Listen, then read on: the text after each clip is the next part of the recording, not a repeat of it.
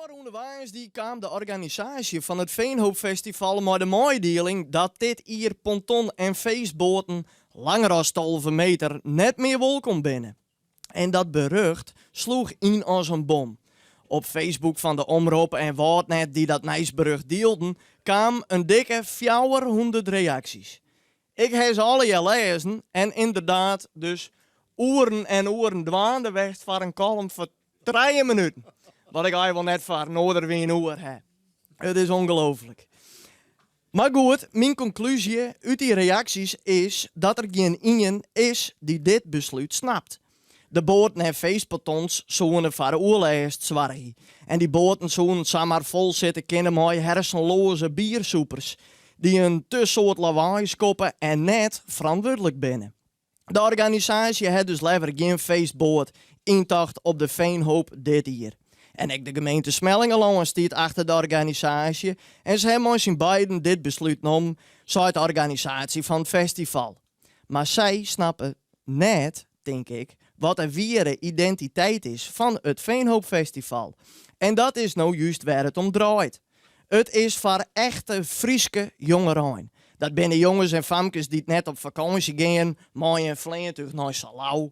En daar een vermogen uitjouwen om speciale drankjes, naar grote dancefeesten gaan waar bekende DJ's draaien en maar degelijk uitkateren op een strand onder de Spaanse zinnen on een soort van tropische zee.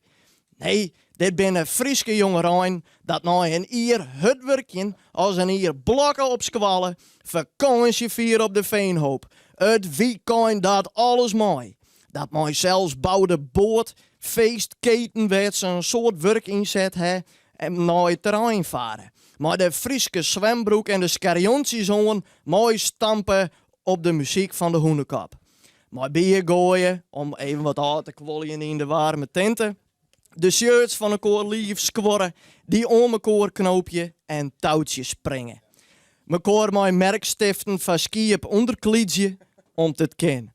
Een frisse doek nemen in het grietmansrak en hoe thuis wanneer het neer te dwaan is in de tenten een skompartij houden, dan wat muziek draaien, een biertje nemen op het dakterras, de kater versoepen, oren campinggasten grutsk welkom jitten op het mooie Zelsbouwde op het Veenhoopfestival maat maken skip, waar de sfeer optimaal is en ze van het vrije leven genieten. En deze jongeren libet harren lekker een weekend uit in het mooie Friesland, maar een eigen betochte traditie. En Willem, dat vindt nergens. En dat is in mijn beleving uniek. En ik hoop je voor al die jongeren dat er een middenwaai is, zodat ze dags harrenfeest waarom hebben. En dan net maar een polyester bootje van Oordelmeter richting de Veenhoop varen. Ontreun toch een fluistermotor. Op het jen naar de tinten rennen. Fluisterend bier bestellen.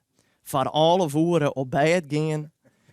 Intentie van de action sliepen en dreamen oer verantwoordelijkheid nemen. Maar dan mag ik eerlijk bekennen, ik ben al nooit op een Veenhoopfestival geweest.